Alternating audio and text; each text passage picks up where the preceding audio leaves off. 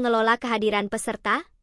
Tenang aja, di video ini, kita akan tunjukin cara mudah membuat formulir konfirmasi kehadiran peserta. Selain itu, kita juga akan belajar cara berkolaborasi dengan tim untuk membuat formulir secara bersama-sama. Pertama-tama kita akan mulai dengan menggunakan fitur berkolaborasi dengan tim. Fitur ini tersedia di bagian titik 3 di atas. Lalu tambah kolaborasi.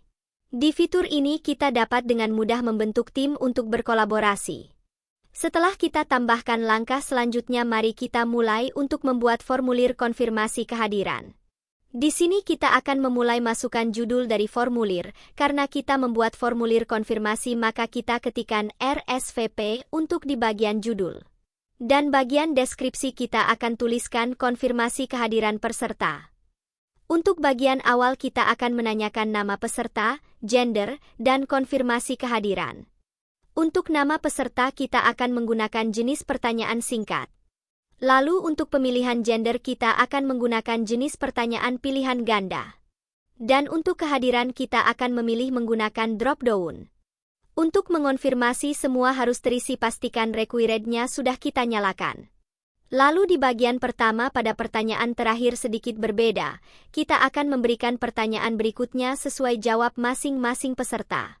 Sebelumnya kita harus menambahkan dua bagian terlebih dahulu, bagian pertama jika peserta menjawab hadir, dan di bagian kedua jika peserta menjawab tidak hadir. Setelah selesai membuat bagian hadir dan tidak hadir, langkah selanjutnya kita dapat menggunakan fitur buka bagian berdasarkan jawaban pada titik 3 di bawah ini. Pada jawab hadir maka akan kita arahkan ke bagian hadir, dan untuk yang tidak hadir akan kita arahkan ke bagian yang tidak hadir. Pada bagian untuk peserta yang menjawab hadir, kita akan membuat pertanyaan ke peserta untuk tahu dari mana tentang event yang kita buat. Dengan pilihan ganda kita akan membuat jawaban yang kita masukkan: A. Sosial media, B. Teman, C. Website, atau lain-lainnya. Pertanyaan berikut kita akan menanyakan peserta kita dari institusi perusahaan apa. Lalu untuk pertanyaan terakhir kita akan menanyakan dari mana peserta kita berasal. Karena untuk bagian berikut untuk bagian yang menjawab tidak hadir, maka di bawah sini bertulisan After Section 2. Klik drop down lalu ubah ke bagian Submit Form. Berikutnya kita akan mengerjakan pada bagian tidak hadir.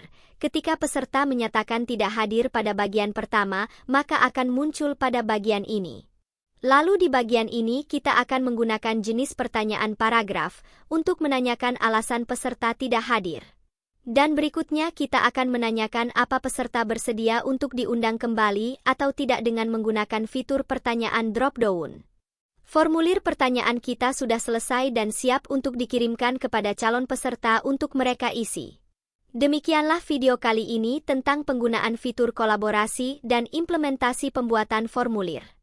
Terima kasih telah menyaksikan dan sampai jumpa di video berikutnya.